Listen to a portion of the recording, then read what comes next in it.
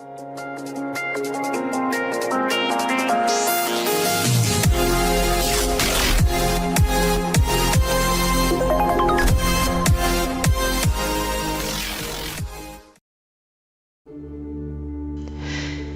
you ever wondered why schools teach so little, if anything, about the world's first advanced civilization? Especially when it introduced so many things we still use today. Why the mystery around Sumeria, which was in Mesopotamia and what's now modern-day Iraq?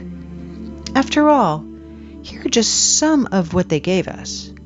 The modern calendar, based on lunar cycles, the 60-20 counting system used for geometry and measuring time, the wheel, the plow, irrigation systems like levees and canals, sailboats. They even spoke the first known language. And, most importantly, they left evidence of the first recorded writing. That's a lot of intelligent contributions to humanity. So why aren't we taught more about this clearly advanced and influential civilization? Well, connect the dots, and you'll discover why the omission could be deliberate.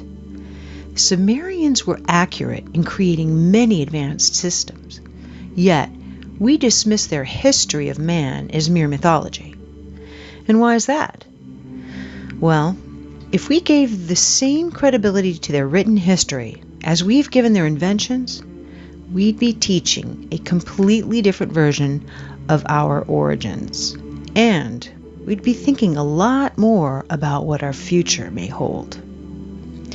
So let archaeologists continue to debate the history and evolution of man. If you go to the source, here's what the first civilization ever to record history revealed about our past. In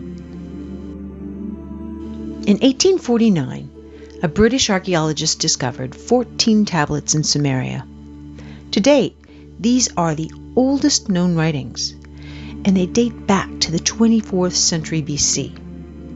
While the stories on them share much of what other ancient writings say, they put a whole new spin on the other ancient sacred texts. You see, while they do refer to a father of all beginnings, or some kind of ultimate supreme being, the tablets say that the creators in Genesis, the Garden of Eden, Adam and Eve, these were polytheistic gods of ours, otherworldly beings, or just plain out, they were aliens. The entire first two tablets explain who they were and where they were from. Tablet 3 tells of the 6 days of creation, or settlement, on Earth. Later, they explain how the human race was genetically manipulated by these beings and did not evolve randomly. Even the technology Sumerians gave us came from these beings. Are you interested now in knowing more about what the Sumerians had to say about our history? Here are selected legends from the 14 tablets and their parallels with other ancient sources. According to the Sumerian tablets, 445,000 years ago, creator gods, as they call it, came to Earth.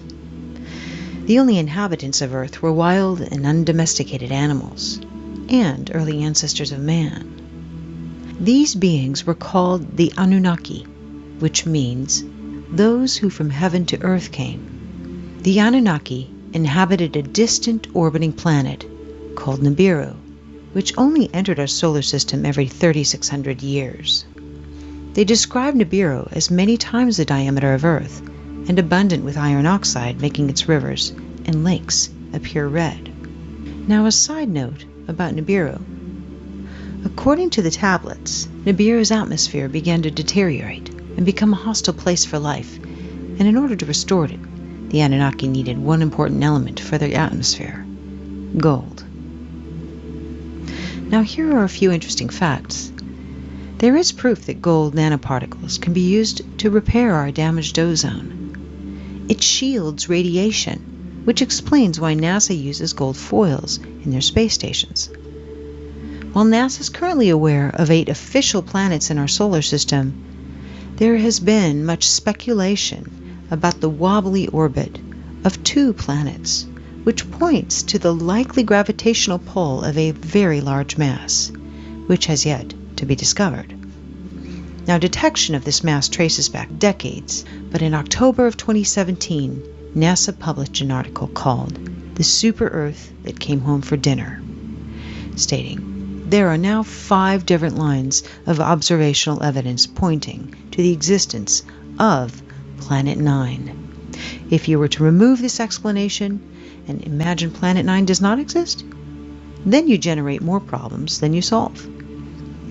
Clearly, there is potential of another planet yet to be discovered in our solar system.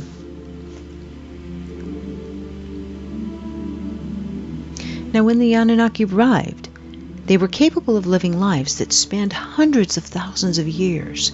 They created a mining settlement they called Eriduk, Earth Station 1, in the Persian Gulf, under a leader named Enki. The tablets convey, "After a kingship descended from heaven, it was in Eriduk." These visitors were not alone. They brought another extraterrestrial race with them. They were called the Ajiji, and they worked as their slaves. The Ajiji were considered inferior. They served the Anunnaki by mining gold. As civilizations grew, the Ajiji endured crushing labor. And these stories are consistent with Babylonian tablets from the 18th century BC. When the gods, manlike, bore the labor, carried the load, the gods' load was great, the toil grievous, the trouble excessive. The great Anunnaki made the Ajiji undertake the toil. After many centuries, the Ajiji rebelled, mistakenly believing they could overcome these oppressive masters. Their defeat almost completely annihilated their race, leaving the Anunnaki without a workforce. Unable to replace the Ajiji, Nibiru's ruler, Anu, ordered his son Enki to genetically engineer a new slave race, one that was intelligent enough to perform complex work but still be subservient to the Anunnaki. His experiments are recounted in detail in Atrahasis. Many unique creatures were created. Enki finally successfully met his goal, and the result? A genetic hybrid between Earth's caveman, Homo erectus, and the Anunnaki themselves. This hybrid we call Homo sapiens. The tablets called first men the Adamu. In Hebrew, Adam means man. The Anunnaki put the Homo sapiens to work in the mines and elsewhere in Mesopotamia. The Semitic word avad, or worship, literally means work for. Hence, early man had no choice but to worship their gods. According to the pictographs and texts, these Anunnaki, who we know lived many centuries, were giants compared to the Homo sapiens. Now, because their main purpose in life was to serve the Anunnaki, Homo sapiens were, in return, educated with social skills and academic affairs and technology. All this is abundantly clear in the tablets. The new human slaves were sterile, but as the demand for workforce increased, they were re-engineered so that they could reproduce. This later led to an overpopulation. So later, many humans were banished from the safety of their cities, giving rise to the story of the Garden of Eden and the story of banishment from paradise for procreating. As humans evolved to become more intelligent, some Anunnaki leaders bred with these humans. The children which resulted from these forbidden unions between races were called the Nephilim, or giants of old. Tablets say that these practices enraged Enlil, the Anu leader of that time, who was also the brother of Enki. Enlil wanted to ensure no human would ever rise to power and potentially rule Nibiru. Naturally, the interbreeding increased that risk, but it was beyond his control. Human populations increased over the following millennia, only to be met with a population control plan that nature had in store. During one of its 3,600-year cycles, Nibiru's orbit created havoc on the Sun and on Earth. Nibiru is also called the Destroyer in the Kolbrin, which is an ancient gospel found in Scotland that was omitted from biblical text, much like the Dead Sea Scrolls were. It reads, "Men forgot the days of the Destroyer. Only the wise know where it went, and that it shall return at the appointed time. The Destroyer, its color, bright and fierce and ever-changing, was an unstable appearance, a fierce body of flames." Though stating Nibiru usually passes without causing harm, the tablets describe one cataclysmic event which occurred when Nibiru neared Earth. It says, first, black spots appeared on the sun's surface. The Earth's magnetic field became weaker, the temperature rose, and ice caps began melting. This event we call the deluge, or the Great Flood. It also reads, "For days before the day of the deluge, the earth was rumbling, groaning, as if with pain. For nights before the calamity struck, in the heavens, Nibiru as a glowing star was seen." Well, according to the tablets, Enlil saw the oncoming disaster as an opportunity to rid the planet of humans that he deemed unworthy.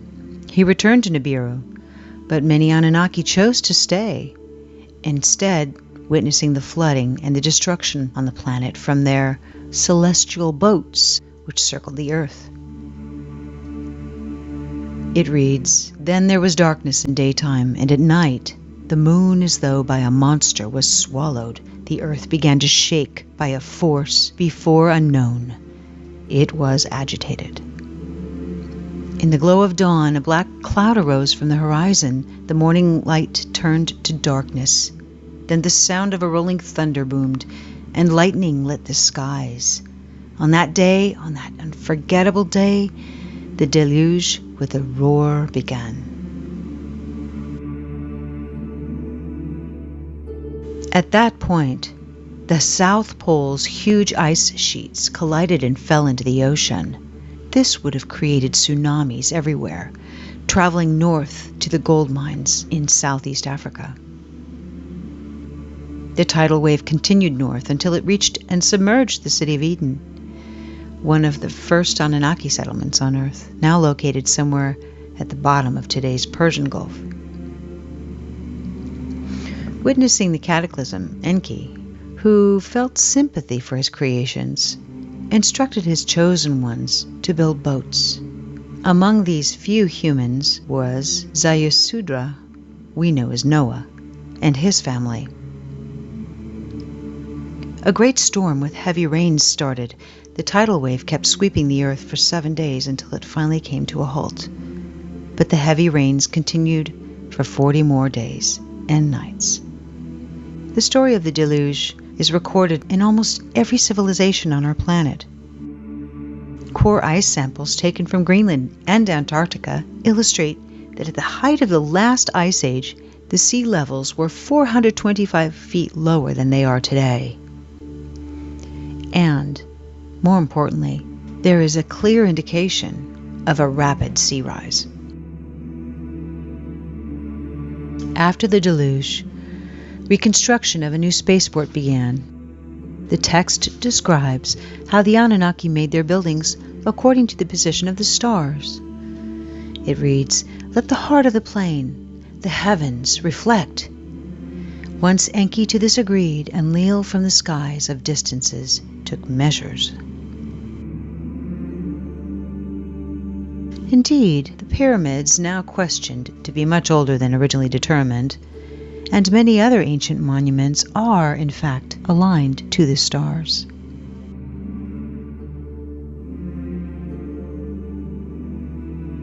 When the Anunnaki finally left Earth, Their influence had reached every corner of the world, from Mesopotamia to India to South America.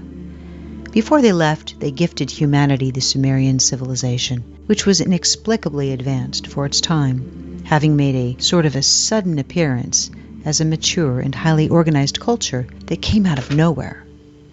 The Anunnaki taught the Sumerians their way of life and established monarchs. Now here's where it gets interesting. The kings would act as their emissaries on Earth and rule the people according to ancient principles. Unbeknownst to man, royal bloodlines were genetically manipulated by the Anunnaki. This would in turn explain the strong aversion by nobility to interclass breeding. Some people speculate that the Anunnaki have deceptively managed to control the Earth through this selective breeding of nobility for centuries, millennia. Others speculate that, as the tablets indicate, Nibiru may once again come close to our planet, and then the Anunnaki will return and restore rule over the slave race they created. This would explain the secrecy around the Sumerian recorded history. Either way, 3,600 years approaches a new cycle. So now that you know what ancients reveal about our origins, perhaps you'd like to decide.